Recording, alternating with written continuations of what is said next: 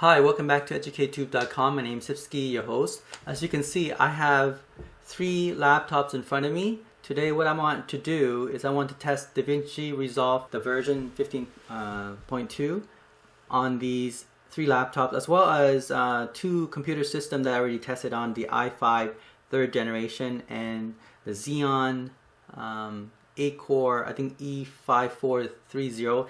It's about 10 to 12 years old desktop. I want to use that to also compare it to as well, because those are a bit older desktop, but that has been my main computer for the last few years, and it's been a workhorse for me. But I have these laptops, especially this one here. This is the latest generation i7 8th generation hexa-core laptop, whereas this one in the middle is the 6th generation i7, and it's a quad core. And then we have the 3rd generation i7 quad core as well. So we're going to do comparison, see if there's any difference. Now, before I even get started, I just want you to know that these 3 computer system, these laptops, have this pretty much the same configuration. It has 8 gig RAM as well as SSD drive built into it. The only difference, of course, is the CPU, right? This is the 3rd, the 6th, and the 8th. 6 core, 4 core, 4 core. Another difference is that this 3rd generation i7 has a, I believe it's the K1000M NVIDIA video card. It's 2 gig VRAM. The one in the middle here, the HP i7 6th generation, has I believe it's an M1000 4 gig VRAM, and then this last one here is GTX 1050 Ti graphic cards. Okay, and it's also 4 gig VRAM. So I'll put up at the end a different configuration, and then we can then conclude what just happened. But for now, what I'm going to do is I'm going to be testing a video clip that I had. It's a 2 gig video clip. It's a full HD 1080p. It's about 11 minutes and 48 seconds long. On my i5 3rd generation with 8 gig RAM and SSD drive, it was able to transcode within 25 minutes and 45 seconds. So I'm gonna be comparing that to these 3 laptops, as well as my Xeon desktop that's a bit old, and see how they perform, and then we'll conclude at the end. Okay, so let's turn it on. My timer, I have a timer here to test it out. Now, this full HD 11 minutes and 48 second clips, I would do a bit of a very basic color grading. So we're going to do a little bit of color correction, and I did a little curve, as you can see. Okay, the monitor showing a slight S curve, and then we're going to just transcode it right now. We're going to transcode it to 1080p 24 frames per second MP4 file. Okay, let's do that.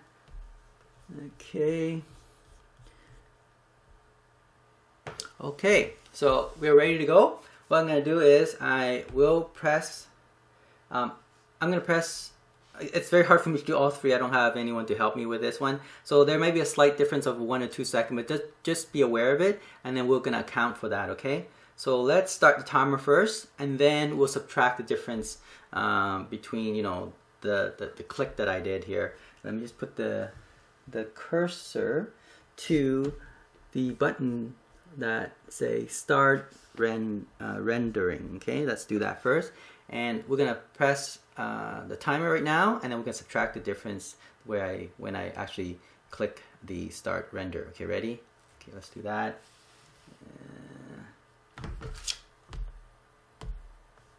Okay, there we go. Woohoo! Let's see how they perform. So 3 laptops, a very good spec, especially this one here. This is the hexa-core laptop. This is actually Acer Nitro 5. it has a very good graphic card. It's a GTX 1050 Ti with 4 gig VRAM. So the latest generation for 2018. So most people, when they buy a laptop, they want the best gaming laptop. This would be the one. I mean, there's a better one now with the RTX graphic card built-in, but this is, in terms of price-wise, you're looking at about $1,500 laptop, which is typical of pro gamers who would like to buy a good gaming laptop, but doesn't have that huge of a budget. Like around $1,500 to $2,000. So this is an excellent laptop, most current. Then you have this middle high spec laptop. This is the HP G3 Studio laptop, and it's an i7 6th generation with M1000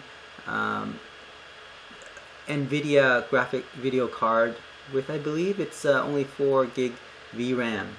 This one is the much older laptop. This is the i7 3rd generation, also HP. This is the 8570W EliteBook. It has it's a quad core, but it has 2 gig VRAM. The video card is K1000, I believe. Okay, so I'm gonna let me see what's happening right now. It's 2 minutes, and so far, looking at this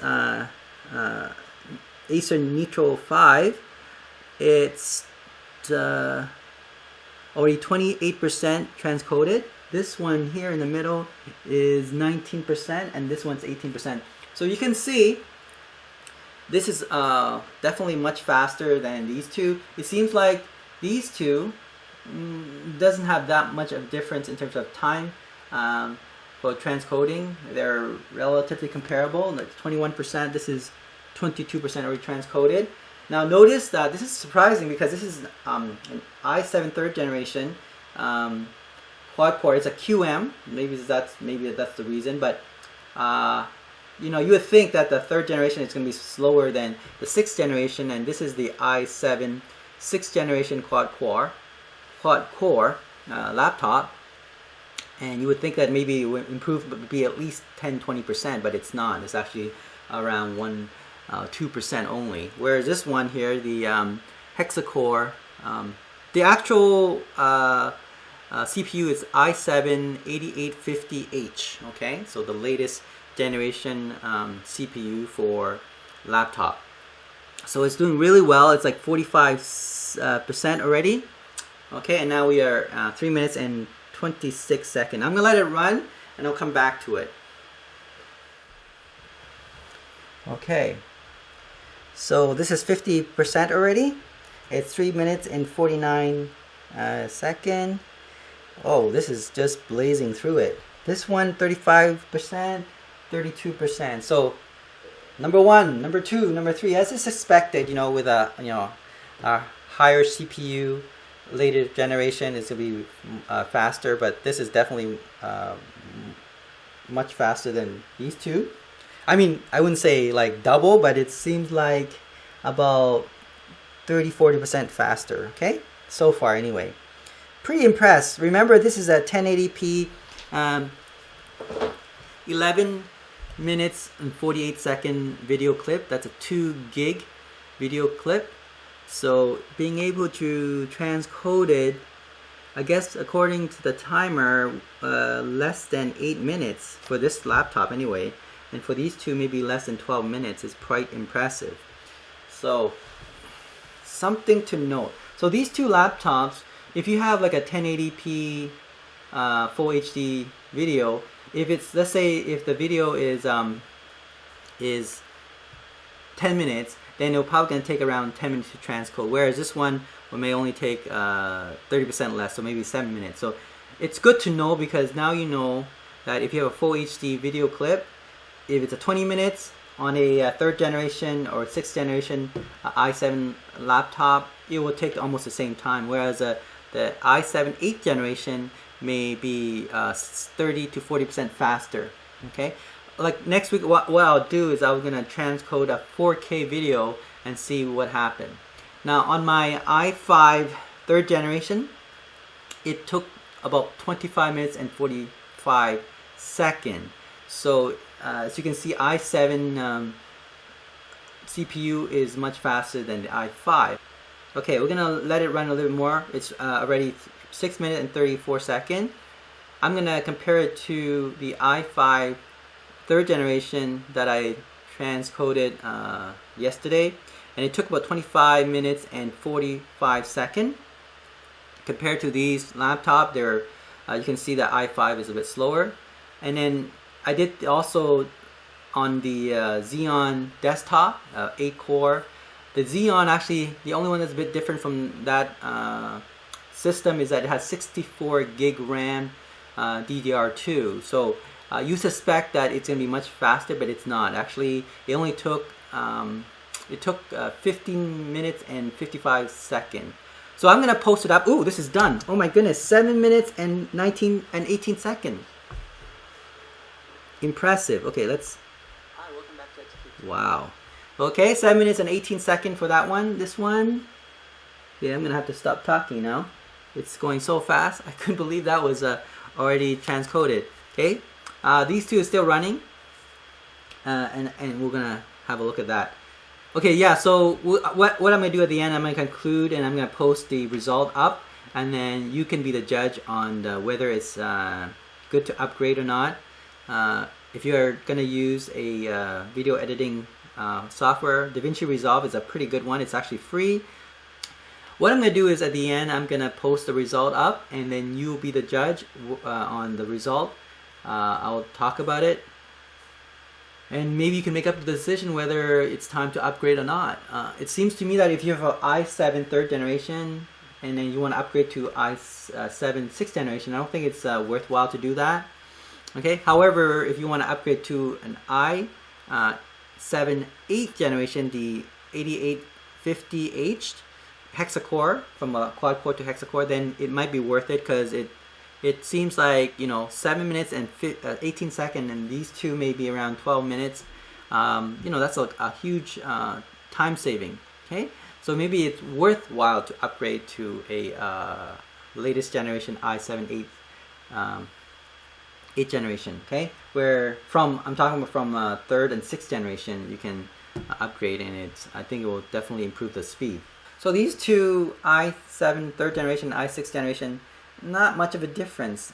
I don't even think it's the graphic card, because the graphic card on this one is M1000, 4 gig VRAM. This is a K1000, 2 gig VRAM. So in theory, this one, the one here, the 6th generation i7 with more VRAM should have been a little bit, I would say, you know, at least 20% faster, but it's not showing that. And the M1000 is a higher video card, like a higher, later generation video card than the K1000. So I don't know why this is the case. It could be that the CPU, the QM, may be a little bit faster than the 6th generation HQ. Not sure. Okay, but you be the judge. And it seems to me, yeah, that these two are the same. So if you do have an i7 third generation QM quad core, and you want to upgrade to 6, I don't think it's worth it, like I mentioned before. But definitely go for the 8th generation i7 8850H hexa-core. It does make a difference. Now where are we now? Oh, it's 897. We're almost there. Done. Okay, so 11 minutes and 38 seconds. This one. There we go. Okay, let's now summarize. So 11 minutes and 55 seconds on the i7 third generation, 11 minutes and 38 seconds on the i7 sixth generation, and then 7 minutes and 18 seconds on the i7 8th generation. So a definite improve if you go from third and sixth generation to the 8th generation, but there's no improvement from third to sixth generation, very little. Okay, now compared to the i5 third generation, remember the i5 third generation is 25 minutes and 45 seconds, so definitely moving from i5 third generation to i7 third generation or sixth generation, makes a double improvement, at least that much. And then of course the Xeon, the one that I have, my desktop, is it's an 8-core. It's about 10 to 12 years old desktop. The thing is, it has 64 gig RAM DDR2, and but you know, you think that would improve the speed, you know, by increasing more RAM. That's not the case. It actually, the timing on that is 15 minutes and 55 seconds. Okay, so let me conclude now. Okay, let's conclude what we just discovered. On the i7 8th generation, I'm going to post this up right now and you have a look. The i7 8th generation, this is the 8850H hexa-core CPU. All of them has 8 gig RAM and SSD drive. Okay, so pretty much the same configuration with the exception, and it's also running on Windows 10. The only thing that's different, like I said, is the graphic cards. Okay, this is a GTX 1050 Ti. I don't think the graphic card itself make that much of a difference. Maybe it does, not sure 100%, but I would say if it does, it's maybe it will be on the 4K video. So we're gonna do that next time, probably next week. Okay, we're gonna do that. But right now, it seems to me the i7 8th generation is super fast. It was able to transcode the 2 gig full HD video, 11 minutes and 48 seconds. It transcoded in 7 minutes and 18 seconds. Okay, 7 minutes and 18 seconds. This one here, the i7 6th generation, it was able to transcode it in 11 minutes and 18 seconds. And then this i7 3rd generation quad core is able to transcode in 11 minutes and 55 seconds. Compared to the i5 3rd generation, that one took 25 minutes and 45 seconds. And then the Xeon 8-core processor with 64 gig RAM DDR2 were able to transcode it in 15 minutes and 55 seconds. So you can see the result. Is it worth upgrading? Well, definitely if you're going from i5 to 3rd generation, if you move to any of these two laptops, the i7 3rd generation quad core or the i7 6th generation quad core, right? Now, the difference, of course, between the 3rd and 6th generation, not too much for video editing and transcoding. But if you're moving from the i5 to the i7 8th generation, vast improvement. You're looking at from 25 minutes and 45 seconds down to 7 minutes and 18 seconds. That's huge improvement.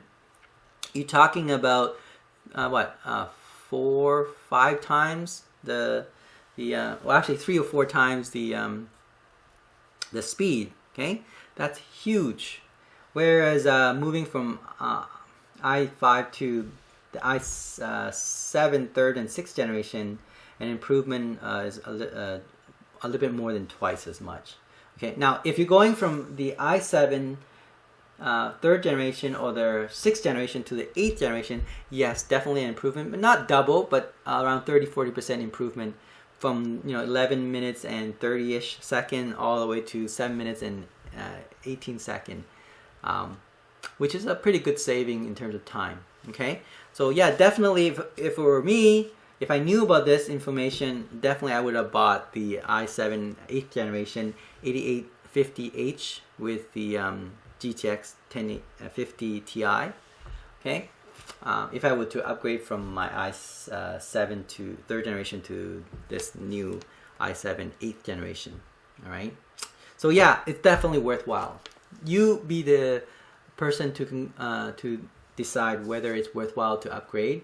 But for video editing and transcoding, an i7 8th generation definitely improved the system. If you're moving from 3rd or 6th generation i7, definitely from i5, there's not even a doubt that it improved it by 3-4 times. Okay, that's a lot of time you save. All right, next week what I'm gonna do is I will transcode a 4K video and see what happened. Right? Thanks for watching EducateTube.com.